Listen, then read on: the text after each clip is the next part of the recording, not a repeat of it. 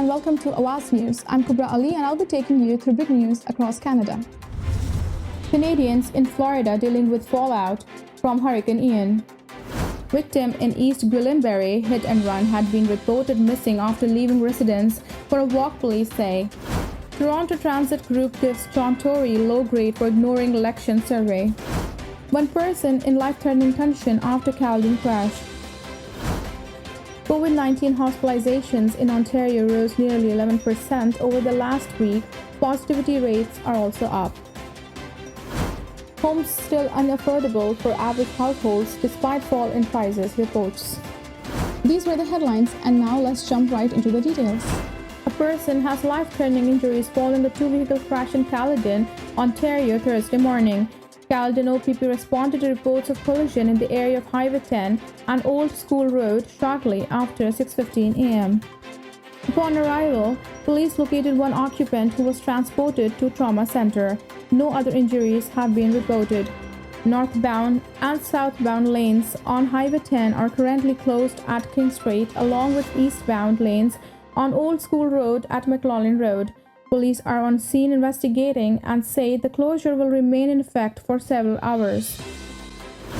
Tiffany Thomas headed to a Tampa area hospital being used as shelter in search of cell phone signal and internet on Thursday after Hurricane Ian knocked out power and phone service in her neighborhood overnight. The Winnipeg woman who lives in Valrico, Florida, said she managed to ride out the massive storm safely at home with her husband and their 3 young children, but the family was dealing with aftermath the following day. There is a large oak tree that fell and took the power lines with it, the 42-year-old said in phone interview. My home is fine, it's 1 year old, so we have a new roof, new windows that are higher winds resilient. Thomas said her children who are between the ages of 8 and 13 were worried as the lights kept flickering on and off until power cut out completely around 1 a.m. Thursday.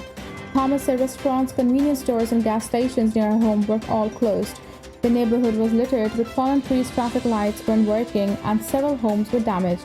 She said she took advantage of the cell phone service and internet available at the hospital to get in touch with clients she was meant to teach an online course to on Thursday to let them know it was being cancelled.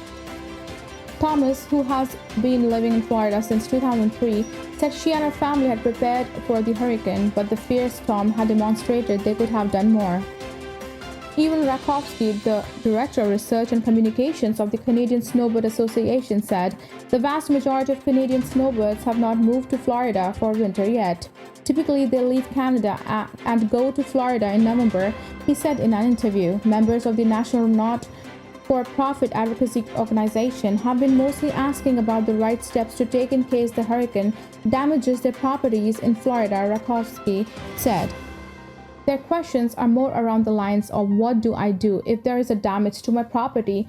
How do I assess it? Should I go down there? When should I go down there? He said the advice only go visit your property when it's safe to do so when you are given the okay from the local officials down there.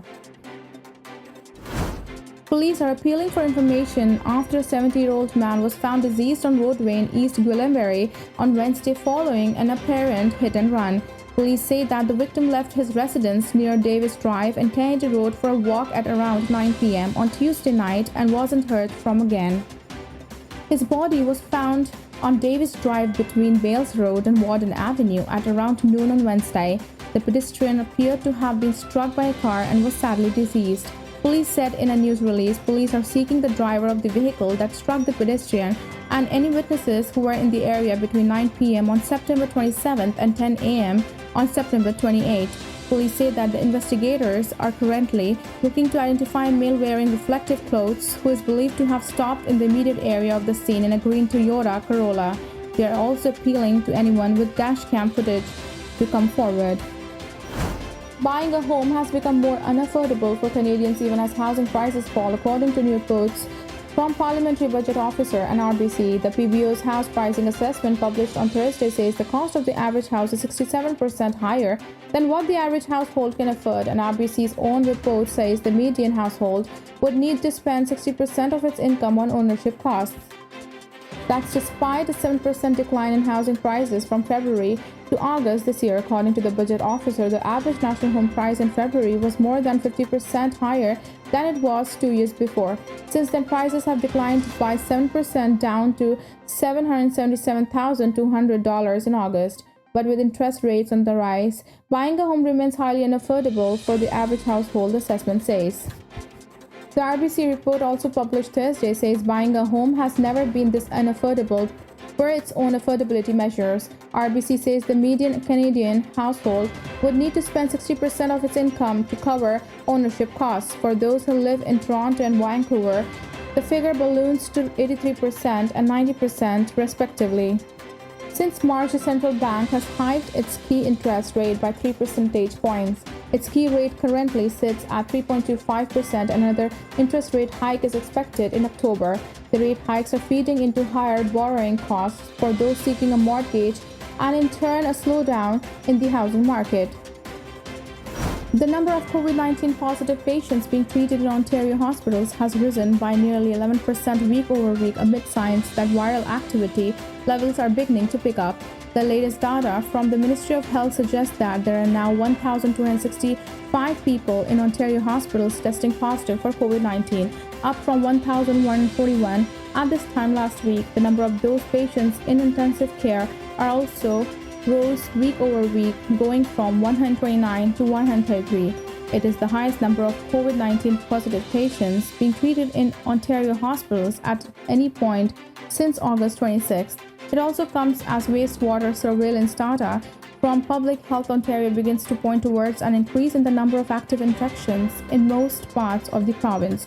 In fact, data released last week suggested that so-called wastewater signal in Ontario has been climbing since around the second week of September, but remains lower than where it was during a rare summer wave of pandemic in July.